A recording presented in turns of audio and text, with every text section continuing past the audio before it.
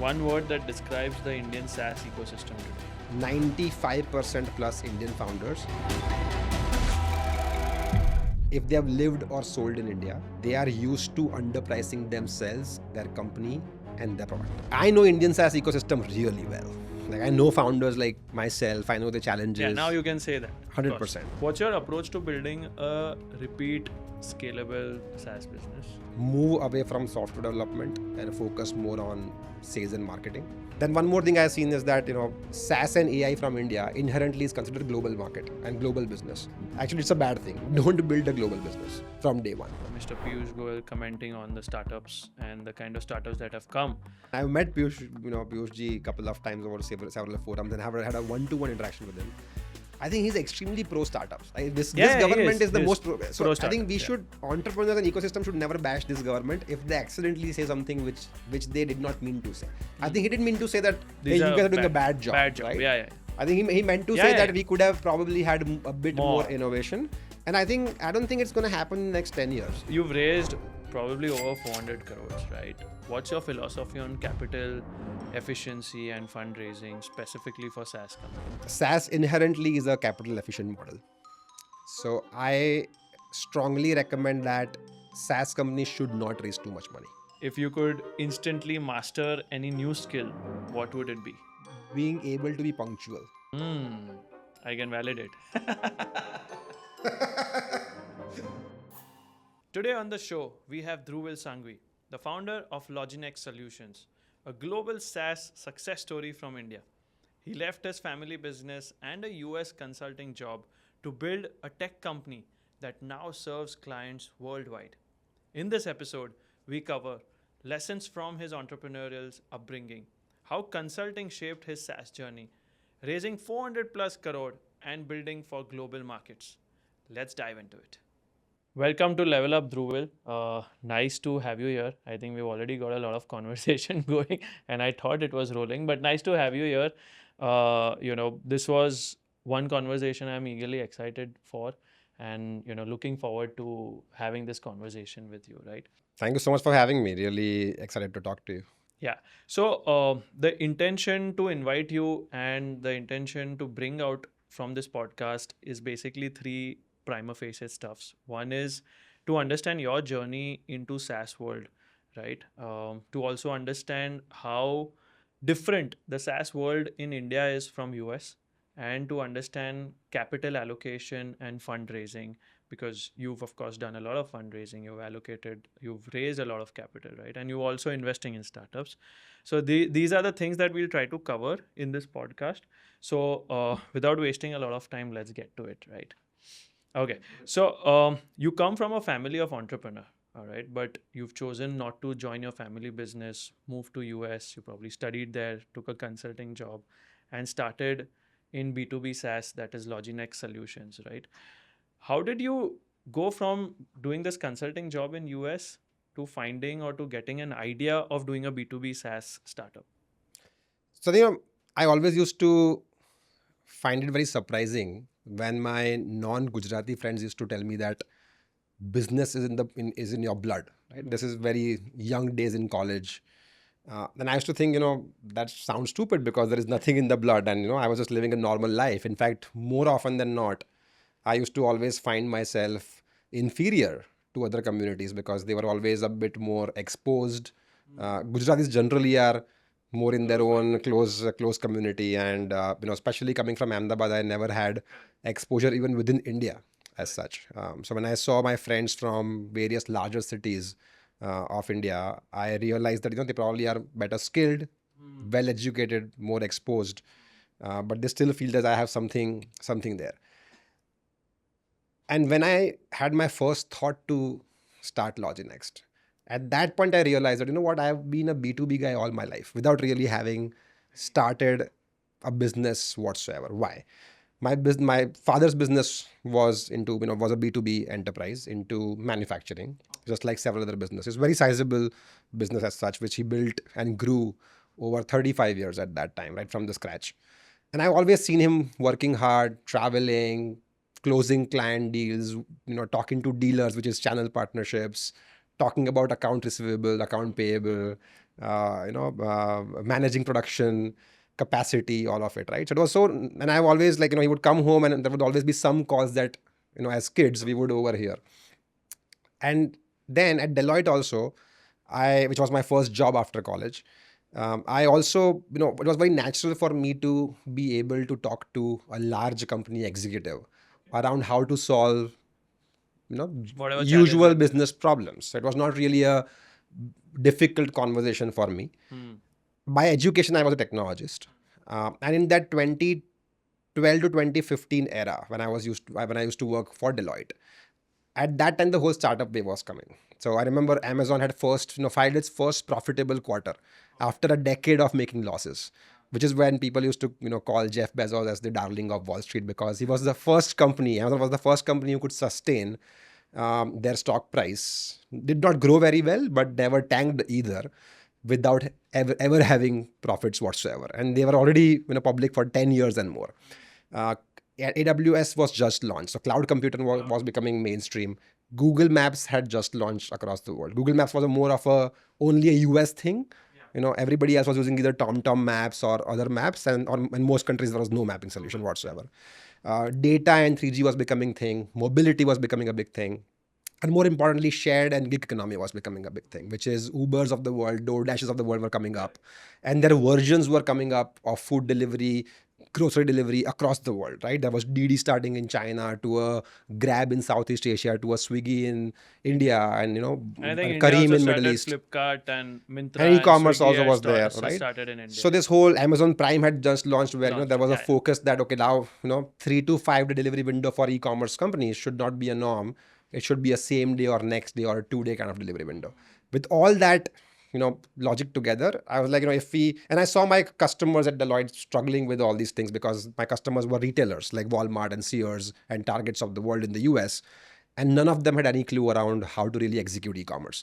They just had really launched their e-commerce carts, and they had some integration with UPS and FedEx, and that's all, right? And that's why customers would never go to them and buy anything, would always go to Amazon, because just buying is not enough on e-commerce, right? You also want to get delivered in a good way. Yeah. Right? That's very important. And these guys did not have any idea about it. So I thought, if I can use my technological skills and kind of automate some of these internal processes for these biggies, that could be a business opportunity. And that was my aha moment for LogiNext in 2015. Okay. So it was launched in 2015. 2015. Beginning of 2015. Got it. That's nice. So you come from a business family, right? What are the early lessons, values that you've drawn from your father as an entrepreneur while you were starting LogiNext? I think subconsciously, in traditional business families, fathers, unfortunately, and especially Indian fathers, don't talk to their sons too much. Right? There's always this weird silence between father and son duo, right? So I never formally learned anything. But in hindsight, and then I always had a complaint that why is my father not teaching me anything, right? As a young kid, as a young professional, you feel like everybody has it. Now I can talk more in hindsight as maturely, that there's so much I learned from him subconsciously, which was one thing that I always learned, is that hard work is not bad thing. Hard work is not a thing itself. So I was never told that I never saw anybody in my family where work stopped at 6 p.m. or 5 p.m.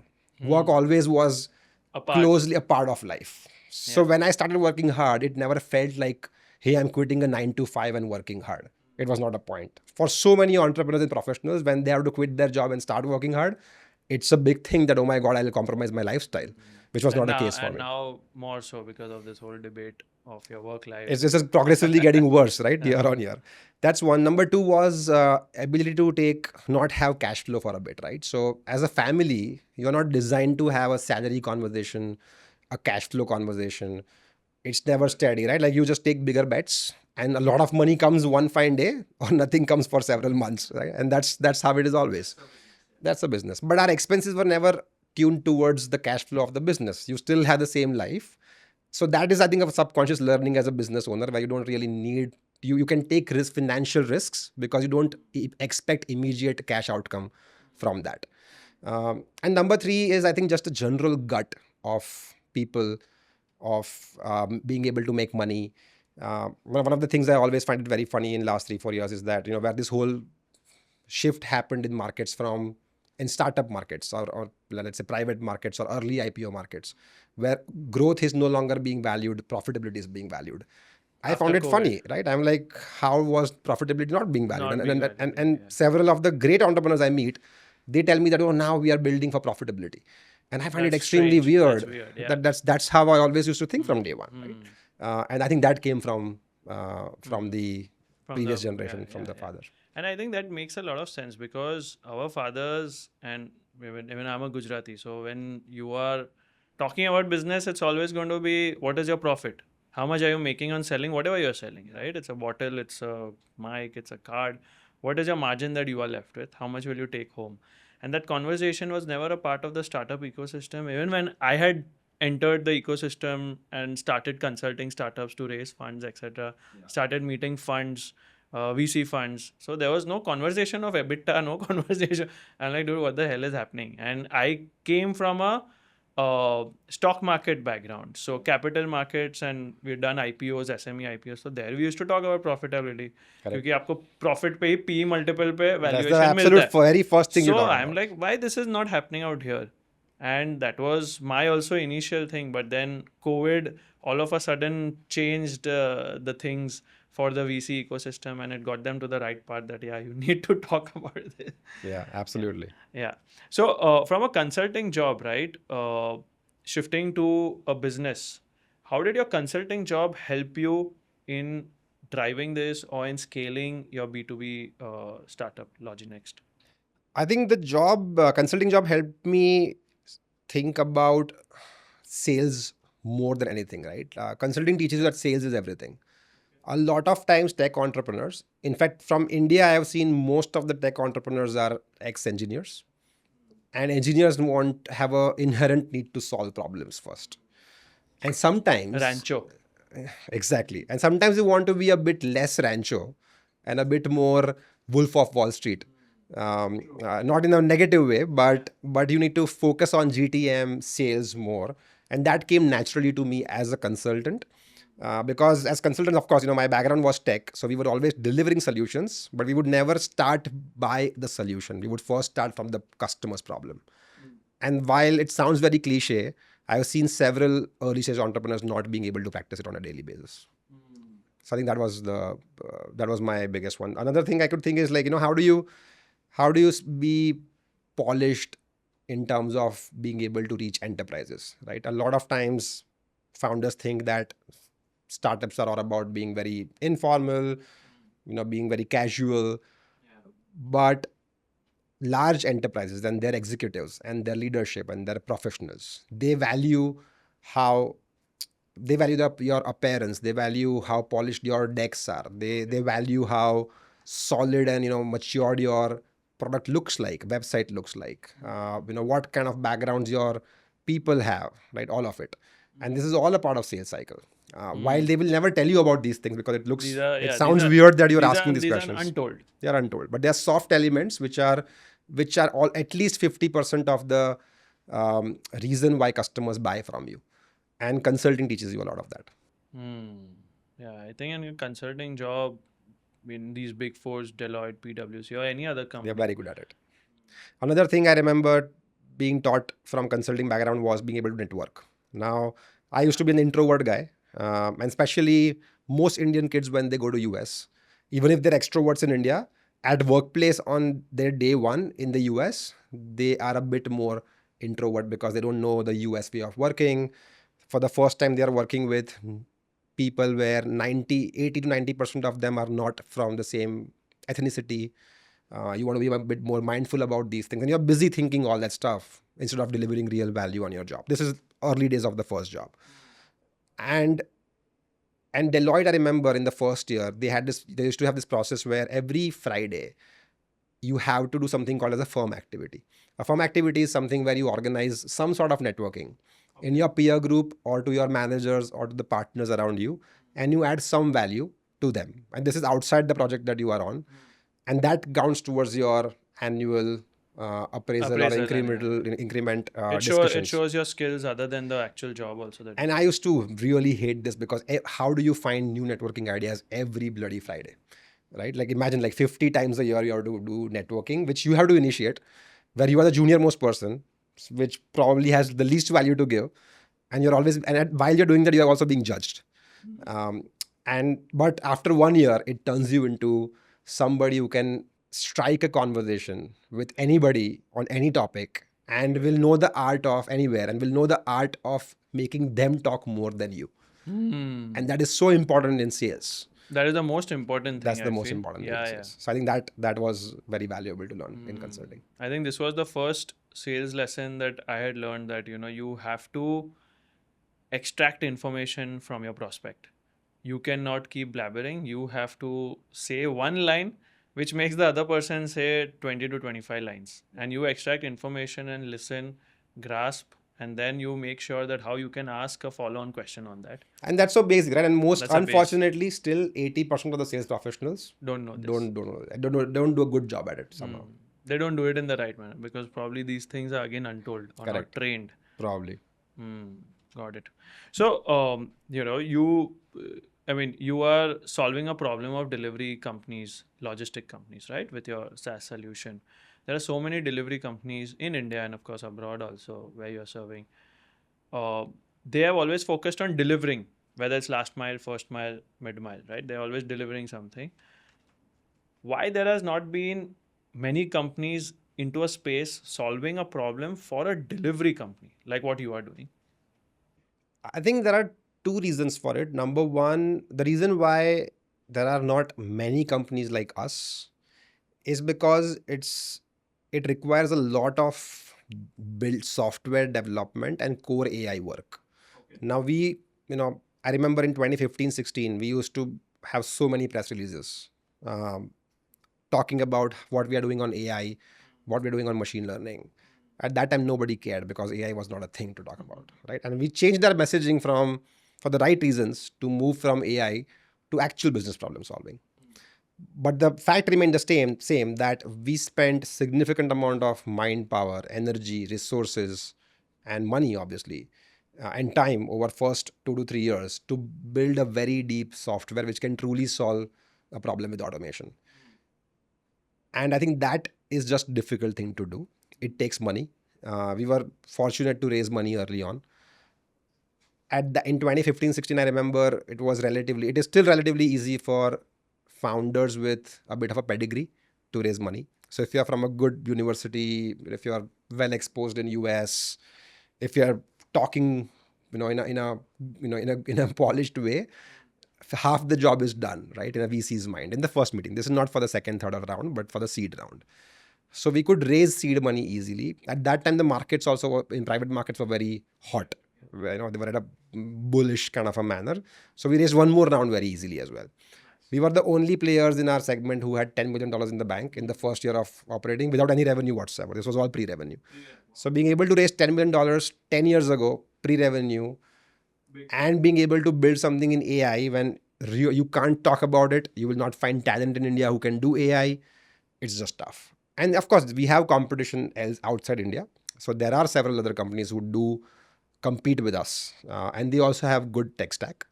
But it's just that's one key reason why there are lesser number of companies. Second is, I think, delivery, being able to deliver is also an easier job, right? Like it's very easy to get 5 trucks, 10 drivers going, and hence starting a delivery business is relatively easier, where you can have customers on day one. You're not building an asset as such, right? So you don't need to really invest for 2-3 years to build something they want to showcase. You can start a business with 10 drivers, just hire them, you are up and running. It's more difficult to scale it, right? Like you going from 100 drivers to 1,000 is very difficult, because then you will have the profitability issues and and it's a whole manpower game. So you have to keep making sure that you have to have a very good process discipline, blah blah blah, right? Several other reasons. So I think that's why I think it's that's probably another reason why, if anybody has domain knowledge, there are higher chances they would start a delivery company first versus trying to start a technology company which solves the problem of delivery companies. Got it. Nice. Interesting. This is very interesting. What's your approach to building a repeat scalable SaaS business?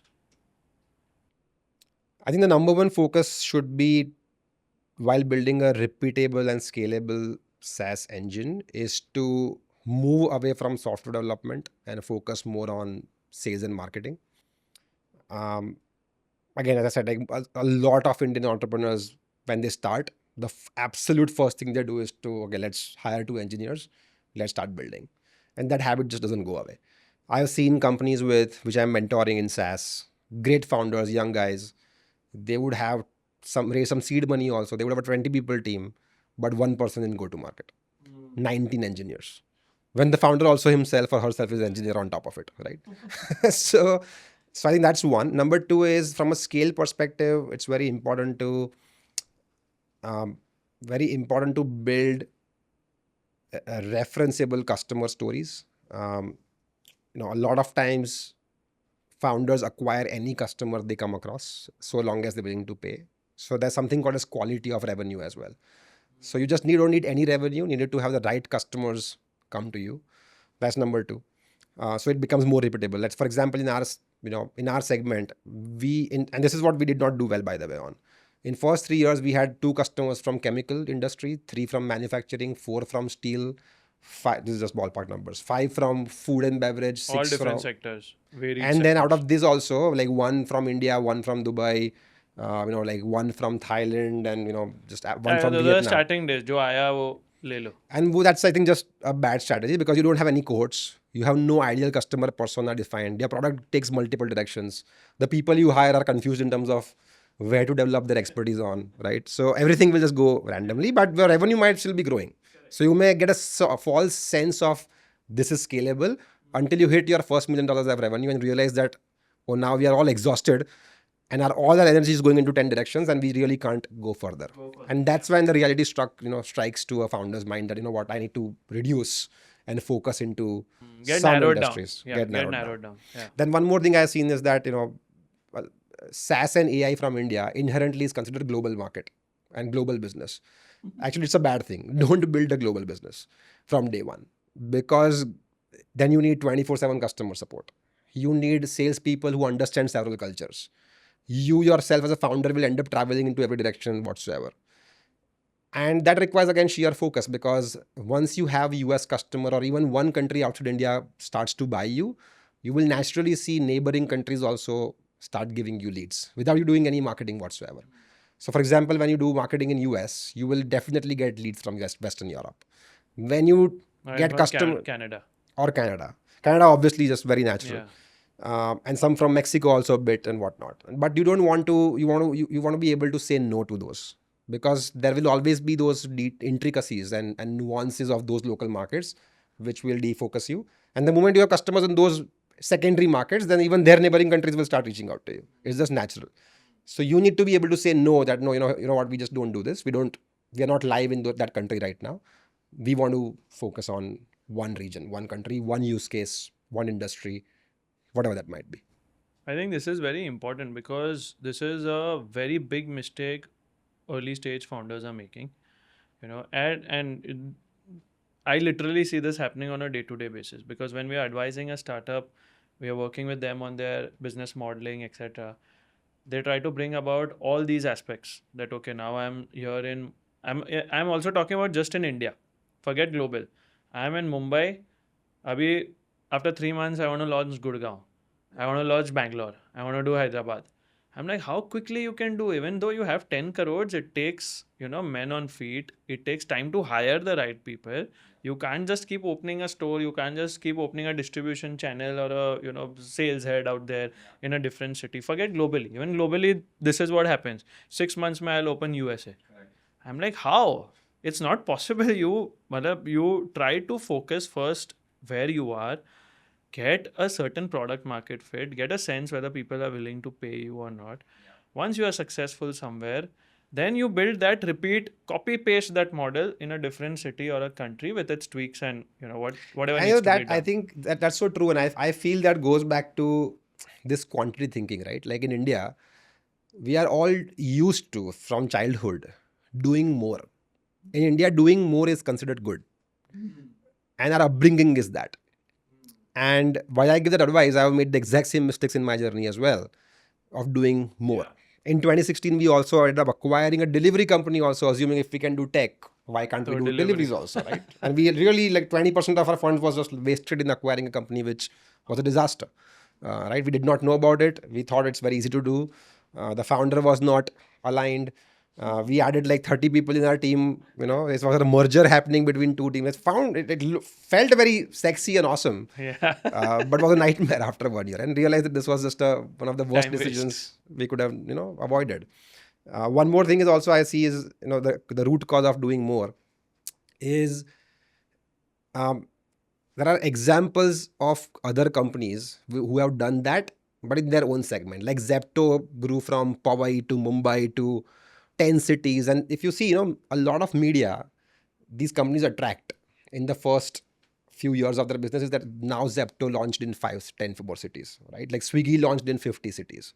And that's considered a mark of success. It's a benchmark or a It's a hallmark benchmark. of success. They don't realize that they are doing it to increase their market size because they can't really perpetually be in Powai for obvious reasons. But if you are doing India and it's a big enough market, there's no need to go global. Or if you're doing US, it's a big enough market, there's no ever need to do elsewhere unless you hit $100 million revenue in 7 years, you've exhausted US, you have a lot of cash flow or maybe a lot of money you have raised, and you want to further expand the market size because you have the bandwidth to expand it. Please go ahead. But wait until that point really hits. It also, in my opinion, smart investors don't back these kind of stories of just too much expansion without They logic. used to earlier, but I think now. And now they better don't, sense right? has Exactly. prevailed, yeah. That is true. Yeah, now they don't. I hope so. Yeah, even I hope so. But I think at least with the conversations that Yeah, typically of we are course, having yeah. now after COVID, it is little bit better. And I've seen that honestly on in all the investors also ultimately are humans. They're also learning. Yeah. Since they are a bit up on the value chain, it's assumed that They are aware about everything. they are aware, and they are very know smart. everything and they're smart. And exactly. And that puts, I think, undue pressure on investors also to act smart and look smart because now everybody called them Wants them smart, to right? be Like now you smart. have to act like one, right? It's just such a human. And you have to act like that you know everything. You know but everything. you don't know. And Yeah, that's why true. these VCs go and take talks on panels, on media, on interviews, and their authority on their tone and their content is very, very high. While some of them I know personally, I know that they don't know about it. They're learning from their portfolio companies, but they would immediately learn and quickly start, Putting it spreading out, the knowledge, yeah. putting it out, which is, I don't think it's there's anything right or wrong about it. It's very human thing to do. I mean, anybody was in that situation would do the same thing. But as a smart entrepreneur, it's important for you to know that your investors or other investors that are not on your cap table right now are also ultimately learning and growing. And they may not know everything about your business. And ultimately, anyways, whatever decisions you take by listening to this gyan, if it goes south, it's gonna be your And problem. that Gyan is also, it might have worked for him. It might not work for the other 100 people sitting there. So true. So that is also something, it's very subjective. Like one thing I keep here, I remember I used to hear in 2018-19 is that some SaaS company in Chennai had closed one deal of $100,000 in ACV in US, and they have no US presence. They had no US GTM, no US marketing done. Now this founder obviously was very proud of it. Went and told his investors that hey, we closed a great deal sitting in Chennai. My young guy closed it 15 days, and we never, nobody has gone to US. We have no GTM in the US whatsoever. Now that gets exaggerated to this investor going and telling everybody in their community that now it is possible to sell $100,000 deals in 15 days from India to the US. And that, what reality and the narrative is so off, right? Because whoever only listens to the narrative without knowing the reality will assume that, oh, I need to build an engine from India to sell 100K deals in 15 days with having a bunch of junior people sitting in some city of India, which doesn't work, right? And then you try that. It was a fluke. It was a fluke. Exactly. And always try new things. Maybe something works out. Maybe there are newer ways of building businesses, right? But sometimes the narrative is too off than the reality. And because of this, I think to avoid all these things, I think a very dedicated, good market research is very important. Before you are launching any product or before you're launching in any market, any city also, I think that city's market research or that product's market research in that city, very crucial. I really loved the way how JioMart had started. They just started in Thane. Okay, that was their first thing. And they were only serving in Thane. They had just one, I don't know if it was a dark store or a proper store, but that was the only city the app was only live in Thane. Imagine Yeah. $1 billion entity, they can like do pan India in one day. They just did it in Thane. And once they found out, of course, they would have got feedback, glitches, this, that. Then they started expanding to different cities. And maybe then they would have launched 10 cities together. That's okay. But the way they started was a proper startup method of starting. How one startup should start. I know what happens in such stories is that then GeoMart, someday GeoMart news will come that GeoMart is now live in 10 cities. And sometimes even media or executives end up sharing an incorrect launch date, right? So I've often seen that, oh, GeoMart launched in Thane 6 months ago, and in 6 months they went from Thane to 10 cities. But they would conveniently ignore the fact that Ignore probably they would have done like don't 2.5 years of prep work Ah. and experimentation. Ah. That just Yeah. doesn't get noticed because it's not sexy to It's not, yeah. hear, Yeah. right? It would not sell. It would not sell. Yeah, people would not click on that article if it's like, oh, it took you 3 years to get That's why it. this story many people don't know also. Mumbai में रहते हुए people don't know this story. Yeah, there's no way Because for them. It's not that it's not sold Correct. in the manner that it should have been. Yeah, But that's absolutely. how I think it should be for any Absolutely, startup. absolutely. Okay, tell me, can you share a story of a GTM experiment that has failed for you guys, and what did you learn from there? Several GTM experiments have failed, so I'm going to pick one of the interesting ones to take learnings from. Good, you have to think. That means Yeah, well, that's several, a I'm good. sure. It's Oh, a we good are- question. We have done way too many wrong things also, so I always have to pick one of them. I think one of the things that could be more relatable would be assuming that when you want to sell in other countries, you need to have some people or partners based out of that. So like several other companies would make that mistake. We ended up hiring people in like 10 countries outside India, one person each. Fortunately, we did not hire very senior folks and did not spend way too much money. But I've seen other companies also, kind of hiring VPs and GMs in countries, right? And then they would do a country launch PR and all of it. And then it's just, doesn't. What the learning was that anything new in a startup or growth environment will work unless the founder does it him or herself. And you have to be extremely involved. You have to go, if it's remote, you have to go there and travel and see it for yourselves. If it's an India business, you need to, if it's a D2C business, you need to go to the factory, see how it's made, how the packaging is done. You need to sit with the designer and fine tune the design really well. If you have a distribution focus in India, you need to really know the logistics behind it, the reach behind your distribution partners. Not that some distribution partner you appointed and they will just do an amazing job and you just focus on your core. It doesn't happen that way. Or if you're a SaaS or AI business, if you're selling outside India, you need to go there yourself, sell yourself. First few deals. I'm not saying the whole life you keep doing it, but then only you will get the customer feedback. You will iterate quickly, and you will develop the taste of what really works there. Which a third party, could be it Can your never be employee able or a to do, contractor or advisor or partner, will not be able to give you in real time. And that can actually set the context and the fundamentals so wrong. So I think that's one GTM experiment that we did, which did not go well. Number one. Number two, we also tried to have very standardized product across the world, assuming that it's software and it should be standard, right? Like the same thing has to sell everywhere. That's the beauty of scale. But we realized that no matter, every time we had to fight with customers to customize it and incorporate local nuances. And if you do incorporate local nuances, you end up making it too complicated because you have like 50 country worth of stuff on your software, which is too difficult to maintain, to build, to again educate other customers on, and stuff like that. I think doing too many channels is one thing. For example, like in our case, this could be a bit boring for people to know, but whenever we did marketing, we would do events, inbound, outbound, social media, press, analyst relations, जितना possible सब कुछ कर लो. Channel partner बना लो, हर जगह पे बना लो. और channel partners भी हर तरीके से बना लो. KPMG also is our channel partner, and some boutique consulting is also a one-man army in some sitting in remotely and running a consulting shop is also my channel partner.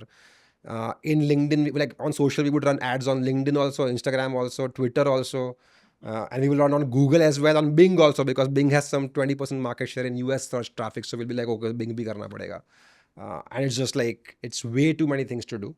You burn a lot of money. You can't, as a founder, can't keep up with analyzing so many channels. Your sales cycles are always long in B2B. So you don't, by the time you really realize your mistake on what works, 6 to 12 months have gone. And again, you need people. If you try to have one person do it all, they are not experts of any channels. So while they may look like an expert, they are really not. So a lot of things go wrong. You get bad quality leads, or you get leads that don't convert, or you get leads other than what you want. So if you want enterprise leads, you may end up getting SMB leads, and you may end up selling a small ticket size, which you have to then serve them, and another trickle down effects start because of that. So I think that is, I think your channel, your distribution channel or marketing channel has to be very concrete. Again, it boils down to research, that where is your audience? and you know what, this research piece you are talking about very interestingly, because that's one thing I never used to value in the beginning of my journey, because most founders think that मैंने तो बहुत research किया है और कर लेंगे, और करते भी होते होंगे, बट ऑनलाइन होता है रिसर्च, राइट? तो वो ऑनलाइन सर्च मारते रहते हैं फ्री टाइम में. And I think attitude of founders, not positive or negative, not to comment on that, but it is that ठीक है देख लेंगे, जो होगा है वो कर लेंगे. Yeah, they are just generally too optimistic about their own knowledge. Agree. And when it comes to market, a humble founder and promoter, or a successful promoter, is always has to respect the market, that market knows better than they do. Even if they are running $1 billion companies, they always need to keep iterating and keep in touch with their market, right? So especially in the early days, it's extremely important.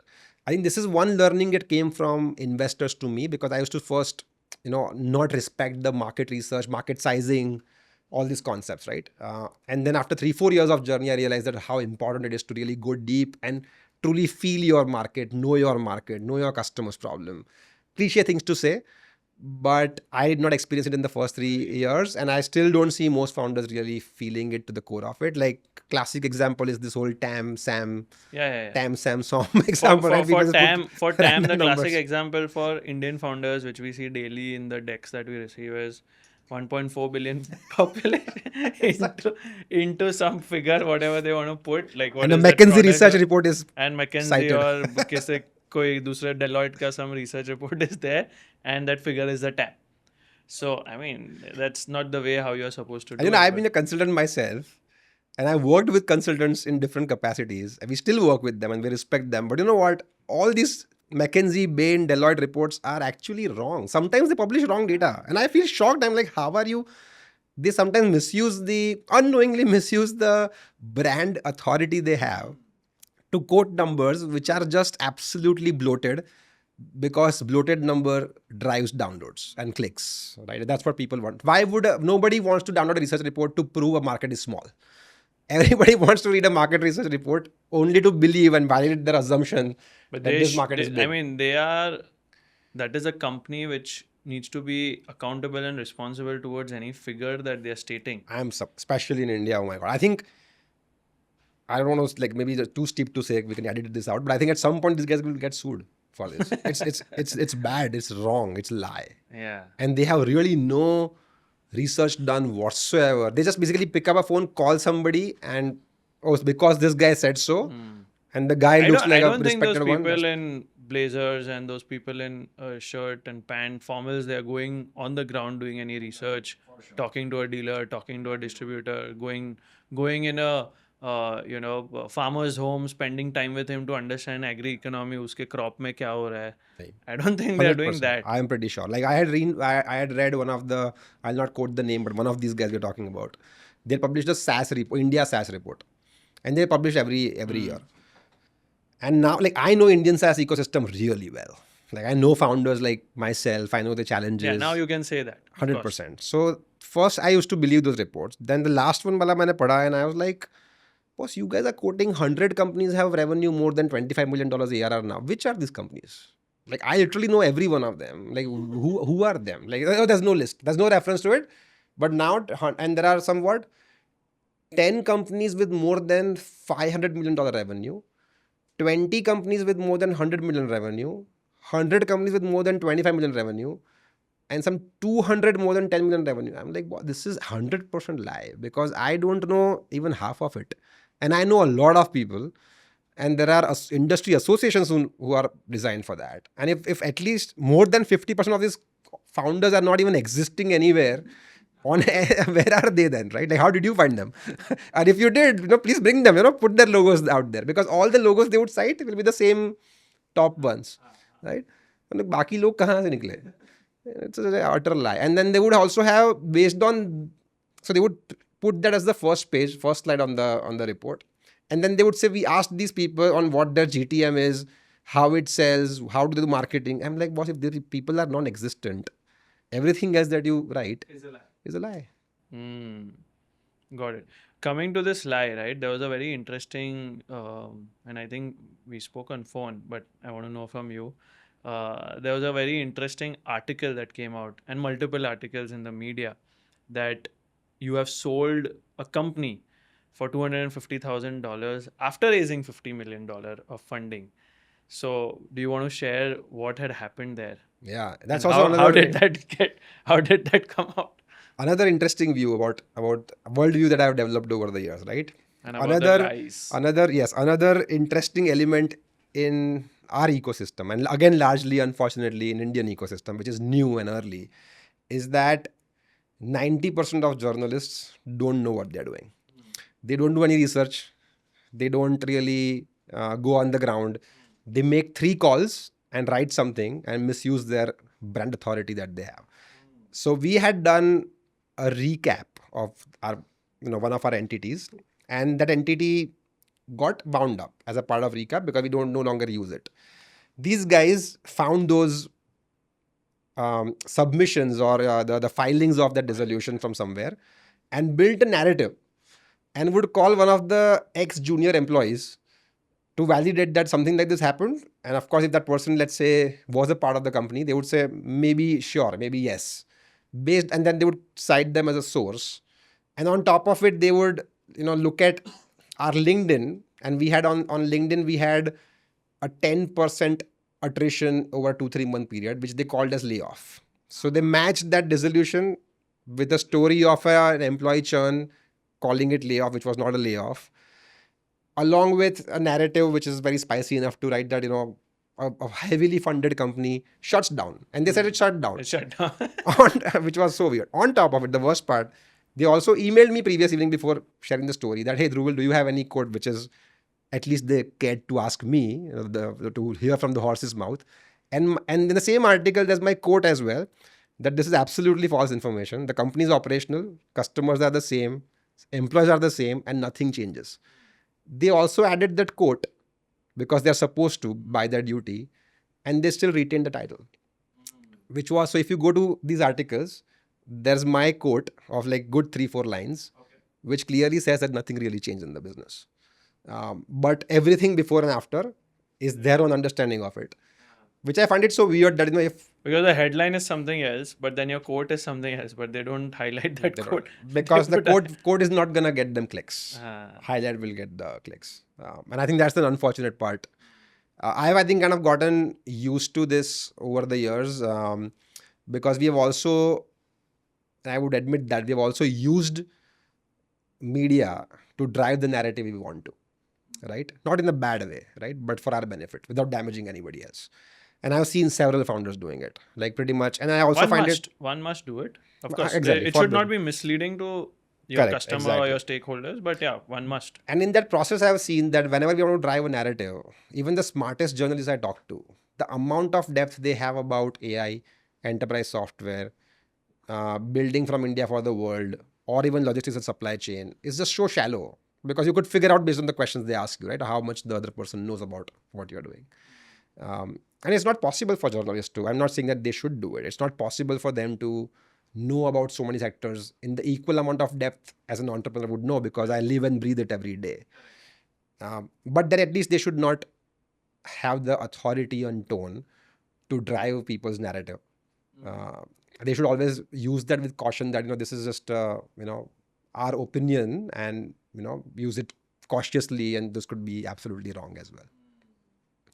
But that's one thing that I've learned over the years. And I think we just kind of It doesn't affect us anymore any further. Like this had first happened in 2016 when we had acquired that business. When we were a software company, but we thought let's do deliveries also. We bought a company. It was a disaster. At that time, also there were several articles about LogiNext being sold, being shut down, and at that time, it used to affect me a lot as a 27-year-old, somebody in the second year of business, having not meaningful revenue, uh, was some sort of a false sense of success at that time because of funding. But it shattered me at that time. And then I realized that, hey, this is how media works. This is how narratives work. Does this happen in US? No, which is the weird part. It is just too sad. So in US, just like how in India, we have problem problems trickling down to common man's life also. Like, for example, sorry, this is not a great analogy. But in US, this doesn't happen because journalists have been sued several times in the past. And newspapers and publications have been sued so many times that now there is There's a a very good proper check. system. If something is not wrong, you sue that person. Correct. So you can't rant. This would be a defamation case in India. Now in India, defamation usually doesn't get to a court ruling ever, because there are so many other petty issues that, or not petty, sorry, there are so many bigger issues courts are dealing with that they need to solve them first, versus somebody saying about something which is already, it's not really damaging us in big way because our business remained the same, our team remained the same, so there's no significant damage done to the business, right? So what are you talking about? But in US, you can exercise that really well. We could have still sued that Indian newspaper in a US court, but then it's a fight you don't want to really get defocused on. Correct. Got it. Oh, interesting. But I have not seen in like if you even if you hire a PR agency in US, they would not. Their PR agency professionals are also extremely strict about doing the diligence on what you tell them before they take your narrative to the journalists. Then journalists will do their diligence deeper to ensure every line that you say is true. Then it will get published. So by the time it really goes to mainstream media, a lot of checks happen. So you can't just like drive your way into, unless you are a president of the country.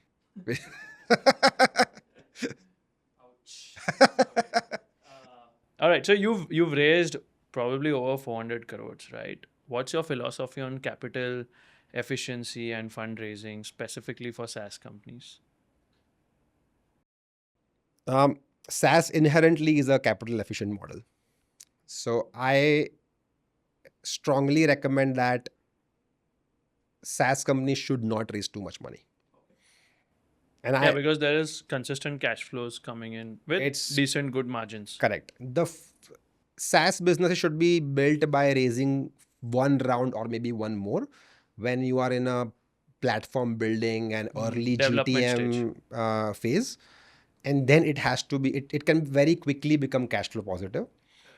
And it has recurring revenues, it has high gross margins. And this is not recurring revenue for the sake of it, right? This is truly contracted enterprise recurring revenue where somebody, when a big Fortune 500 is giving you a contract, legally enforceable contract, vetted by 100 lawyers, that I'm going to pay you $500,000 every year for next 5 years, right? So it's truly recurring in nature. Plus, so I think that's when I think it's very efficient that way. But I think a lot of SaaS companies raise money consistently because, again, it's more fashionable to raise, so they end up raising. I know for a fact most Indian SaaS companies who have raised more than $50 million, they have more than 70% of their funds in the bank account, in treasury. They don't even use it. Like Freshworks famously, right, when they went public, they had $3 billion of cash reserves, which is insane. Right, I think 3 billion. And that's why effectively when the stock price came down, they were trading effectively at 1x or 2x revenue. If you take the cash out, the enterprise value was like 1x, 2x revenue. But anyway, so coming back to capital efficiency and allocation, I think, so that's one. Number two, usually as a business in SaaS, B2B software or AI, you want to have about 40% money spent on product and engineering. You want to spend another 35% on go to market, and you want to spend remaining 25% in your direct expenses, which is your cloud cost, infrastructure cost, your customer support, and very little, let's say 5% or less in support functions.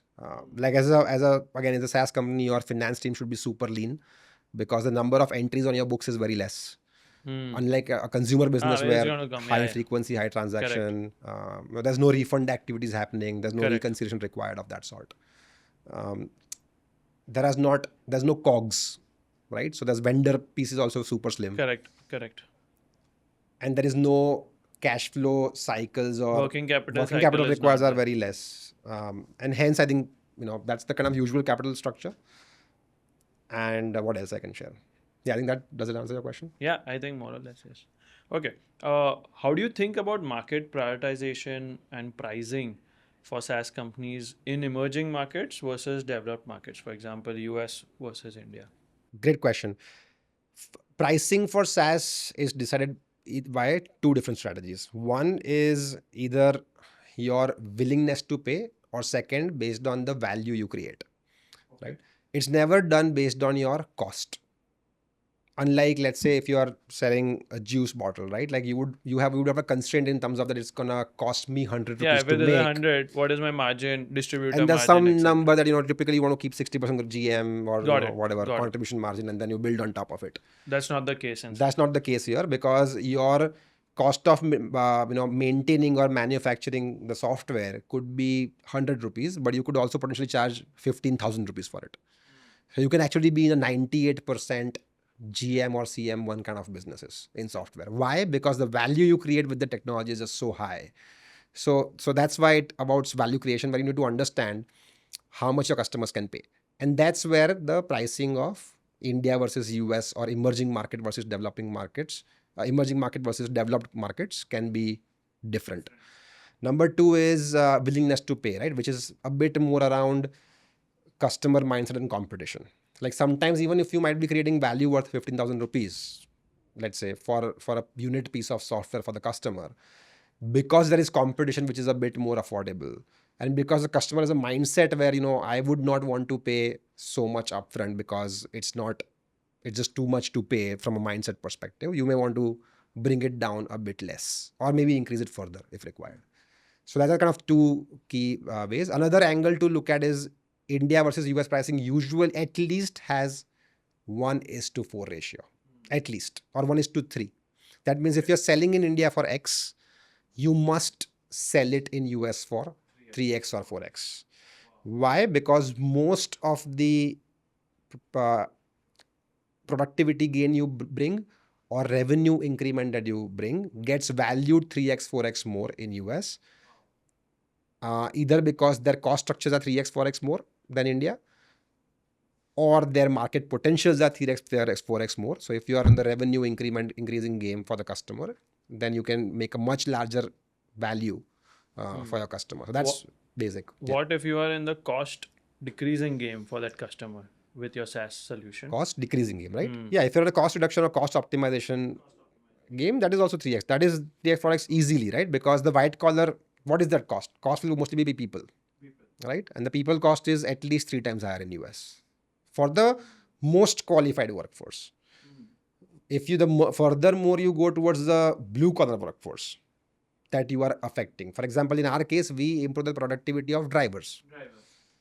Driver salary in India to US is 1:10 or more difference.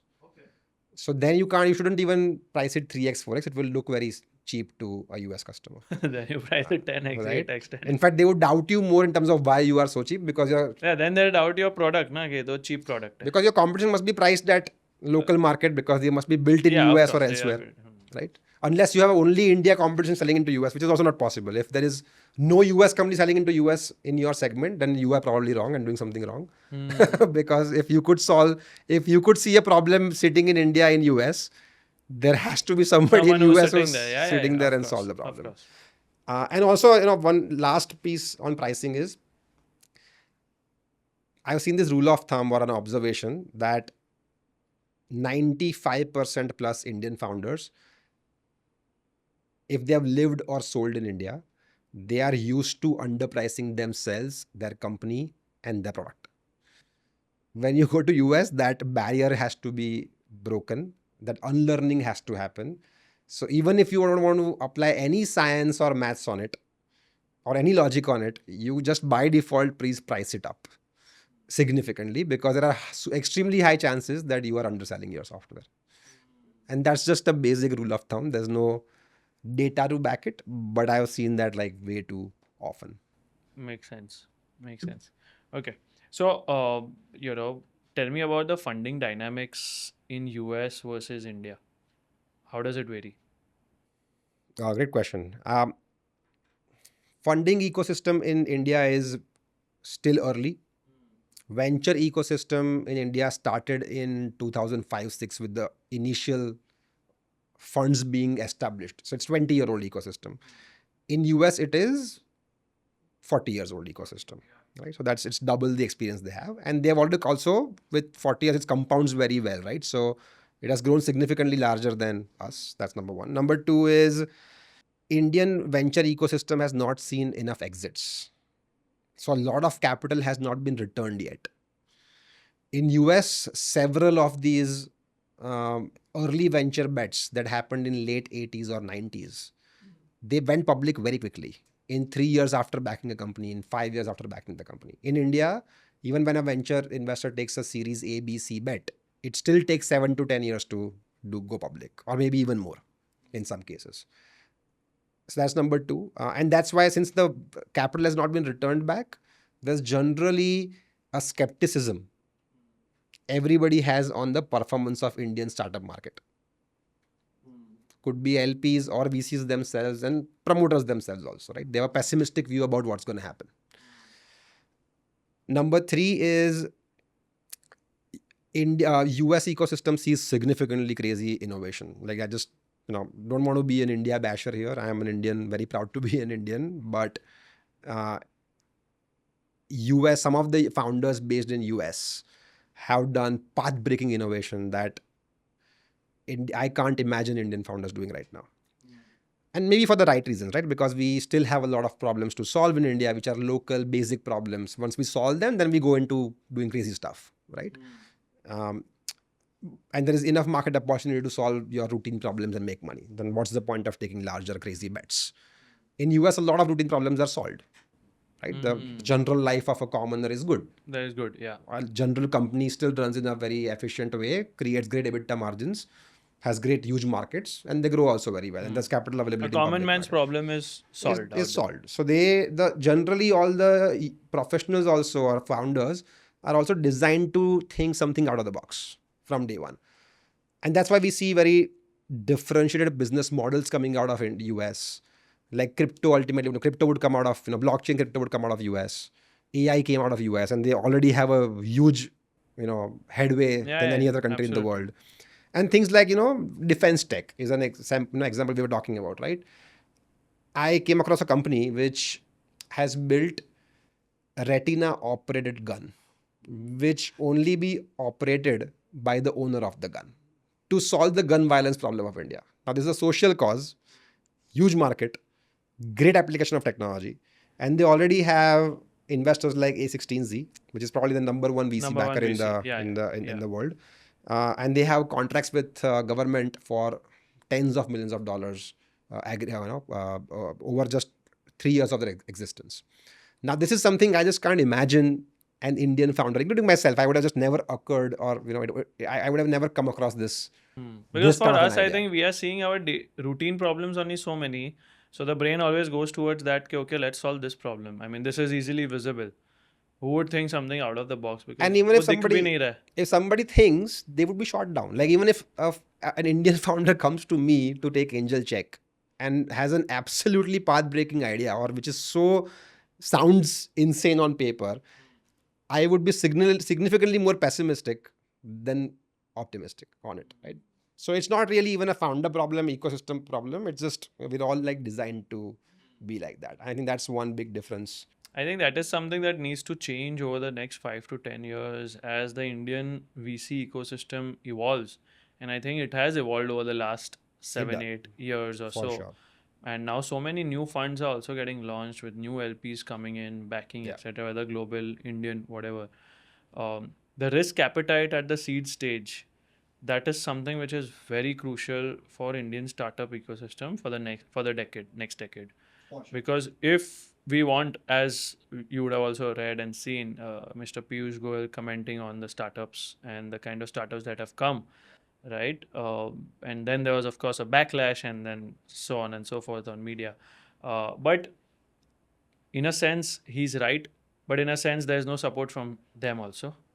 I think, I think I find it very odd. So on that incident that happened, and I met Piyush, Piyush ji a couple of times over several forums, and have had a one-to-one interaction with him. I think he's extremely pro startups. This Yeah, he government is the He's most pro. So pro I think we startups. Yeah. should, entrepreneurs and ecosystem should never bash this government if they accidentally say something which they did not mean to say. I think he didn't mean to say that, hey, These you are guys are doing a bad job, Bad job. right? Yeah, yeah. I think he meant to Yeah, say yeah, that yeah. we could have probably had a bit more More. innovation. And I don't think it's going to happen in the next 10 years. I think it's the next following 10 years. I think in 2035 to 2045 decade, I would see more such things happening, even for next 10 decade. I think 10 next years, decade the base is being it's set, still and being then set. you Yeah. know it will shoot up maybe. I think for after that. next 10 years, what we're going to see as an ecosystem is returning the venture capital. And that has to happen. I think that's a much more important and time sensitive need, to return all this capital India has attracted by giving a great story. If that doesn't get returned, no matter whatever crazy stuff you build, it's not gonna get funded, unfortunately. And I think we are seeing we've started seeing a lot of startups IPOs come. Whether on the stock markets they're performing or not, that's a secondary thing, because then it moves away from the private equity to the retail investors and the mutual funds, etc. But many companies have started doing that IPO. Many startups have started doing that IPO. So I think somewhere that is starting to happen. But of course, a lot of room to go, and a lot of policy changes required at the government level, at the IPO level, or at the stock exchange level also, that how quickly you can monetize, how quickly you can raise capital on the stock exchange and give an exit. I think that would really stir up the VCs and the LPs globally also. Acha, here there is money, 5 years you're doing this, you're getting this much For sure. etc. और ये होगा. I think होगा. ये 10 साल में capital allocation, capital return होगा. Right. Investors will be happy. There will be more capital flowing into India. We are already at a point of no return. These are inevitable facts of India, right? ये होगा ही. Even if there's a pessimistic view somebody has on India, they are probably going to be proven wrong. But हाँ, innovation वाला piece That is still, yeah. है भी. I don't think it's on the horizon. और ज़रूरी भी नहीं है कुछ forceful innovation करने की, क्योंकि again, let's First you solve only the can take basic first problems. steps, right? Yeah. You need to go into becoming a great economy in step by steps. You can't overnight become a great economy. And that's why I think on the other side, I feel I also want to tell those stakeholders of the ecosystem who are well-respected people who just go over the board on marketing India. That India in 10 years, India will compete with China and that thoda, if you just keep promising up, investors will never be happy. It will never become a realistic market, right? Like, you need to, as an economy, you need to be realistic. You can't be optimistic in a stupid way. It actually disappoints people, right? But then you will end up attracting way too much capital which you can't return only, and then again it will be a problem at that point, right? Because a lot has to happen at the government level, at the policy change level. Everything, but then again we can go on. It starts with that, because one good move, and you will see a lot of action happening everywhere. This is where I differ a bit. I feel it's not government's job to make it attractive. Exactly. It's not government's job to attract business or attract capital. It's government's job to make it easier. But government also has to deal with a lot of other people who are not designed to think capitalistic, right?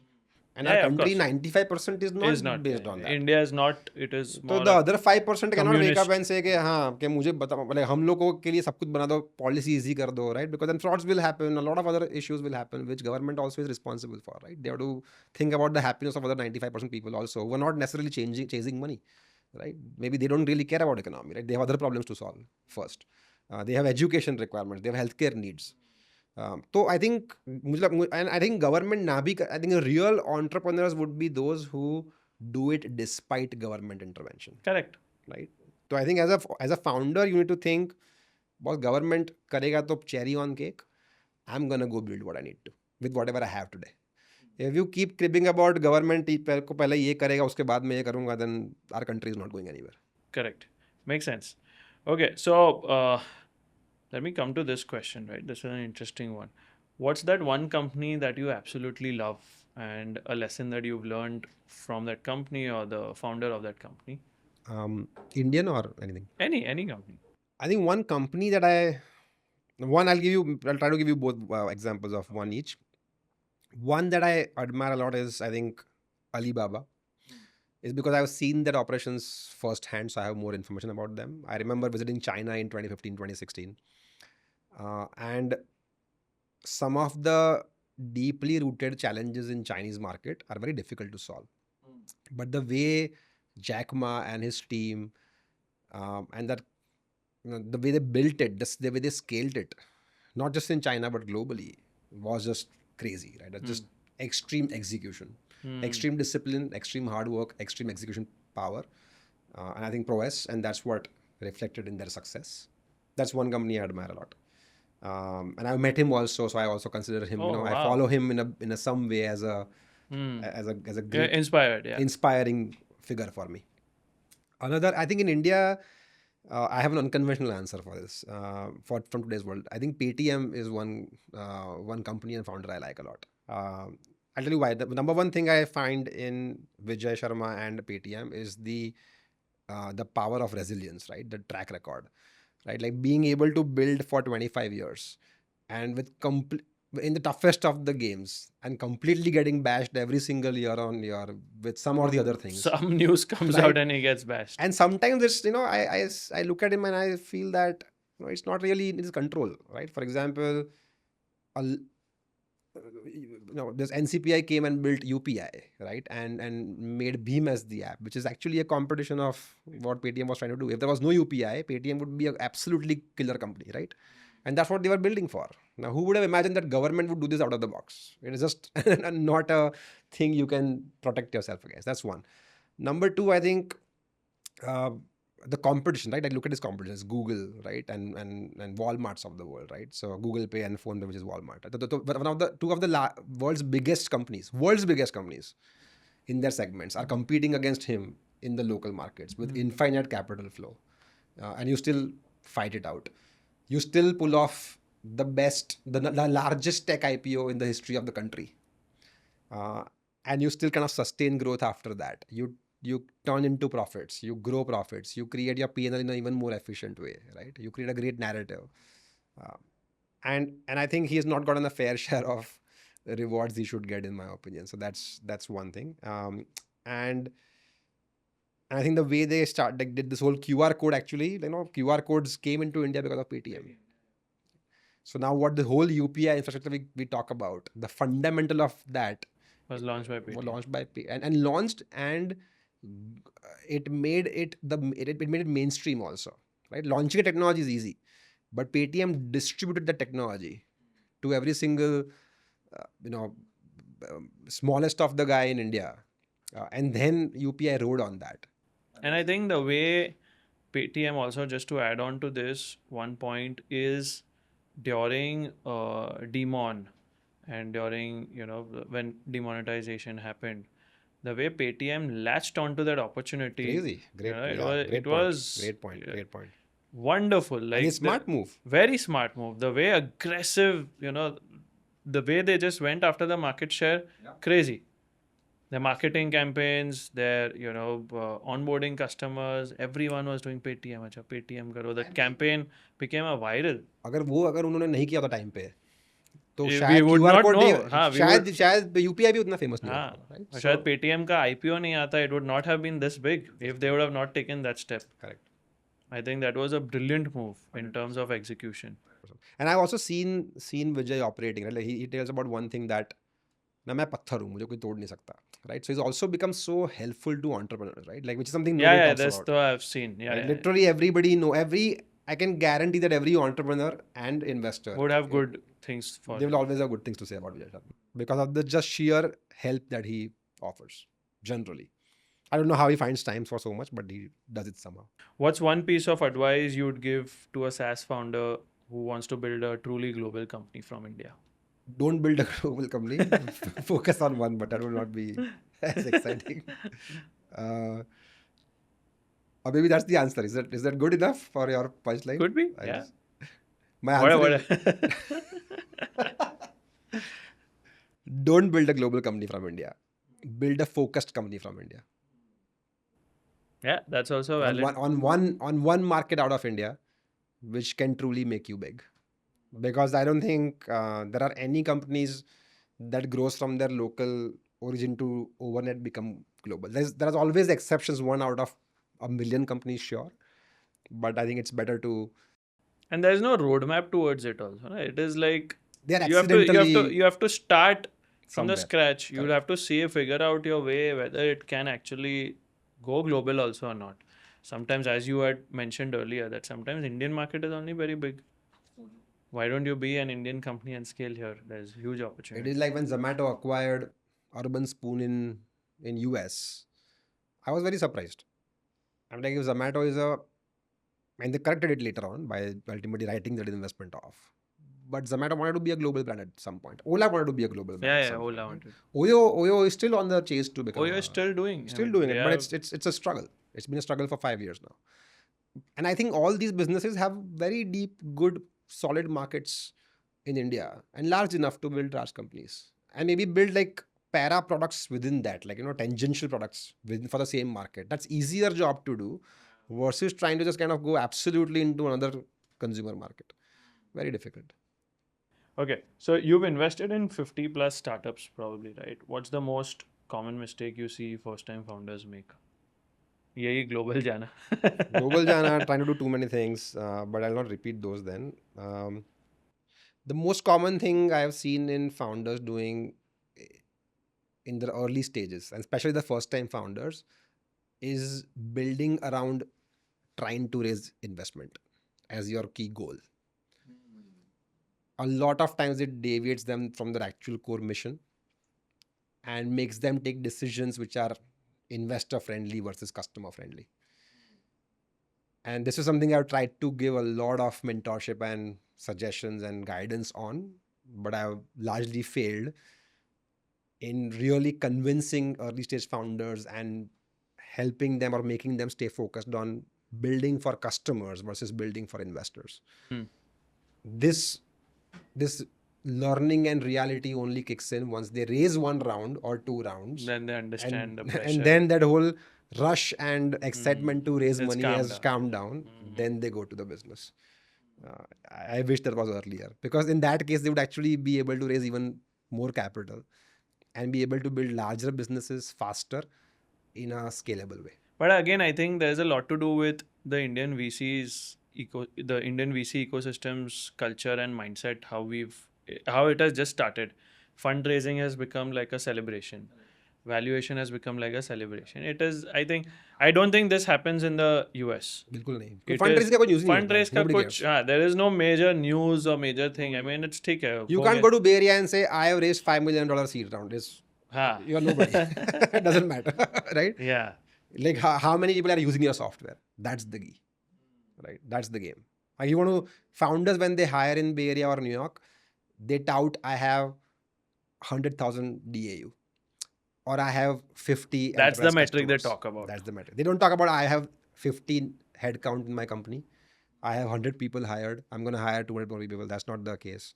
Or I've raised X money from YVC. That's not the game. Got it. And I think again comes back to media and people's mindset on what works is also it is to blame, right? Like right now also you won't believe, we of course, as a scale business we retain PR firms and we actively publish what good stuff we are doing, but pretty much every other month our PR agency would come to us and say, do you have a funding news we can talk about? Because that's what उसी से works. बिकता है. हाँ. That's what So we sells. would publish every time. So we have raised like 4 rounds of investments over 10 years, and we would have done other 50 press releases in 10 years. Those 50 press releases collectively have gotten 100 articles over a 10-year period with X million views. our 4 funding announcements have gotten 500 captures, which happened just 4 times, where we had to never reach out to anybody. We just said, and hundreds of them came to us. And those have the highest eyeballs. It's very clear divide in terms of what people want. That People is what think is people want success. to see, watch, and that is The what I think best sells. example is why Shark Tank is famous, Yeah, because that whole process of fundraising is so sexy. got it. Okay, let's move to the last section, which is the rapid fire, right? Okay. Your first question, one word that describes the Indian SaaS ecosystem today. Early. Okay, nice. The last book, movie, or a podcast that left you thinking for days. You can say Level Up. Level up. Let's do that. Okay. Who is the business person or entrepreneur you admire the most? Maybe Ma. Vijay Jack Jack Ma Ma. or Vijay Shankar. Or Okay. Vijay Shankar. Okay. If you could instantly master any new skill, what would it be? Being able to be punctual. I can validate. Okay. I think that's it. Wonderful. Thanks a lot, Dhruvil, for coming on the show. I think great insights, great learnings, and what a positive vibe. The moment you entered, had a lot of fun interacting with you, and got to learn so much about the SaaS ecosystem, from pricing, marketing, GTM, product, etc., and about the Indian and US, market, how they are different. Thanks a lot for coming on this show. How did you like it? Thank you for having me. Great, by the way. Thanks for all the good work for team. Also, you have a great setup. And I think I always say that a good conversation is purely based on the questions you ask, right? And how how well you are able to get The stuff answers. out of The another salesy, person, right? salesy stuff. So I think I don't call it sales. No, So you have a good art of conversation. I think thank you for asking me great questions and engaging me into it. I think your reactions, your quality of questions makes me feel a bit more excited in terms of how much I want to share, right? Yeah. So thank you for that, and thank you for having me. Thank you. Thanks a lot. Thank you. Good luck.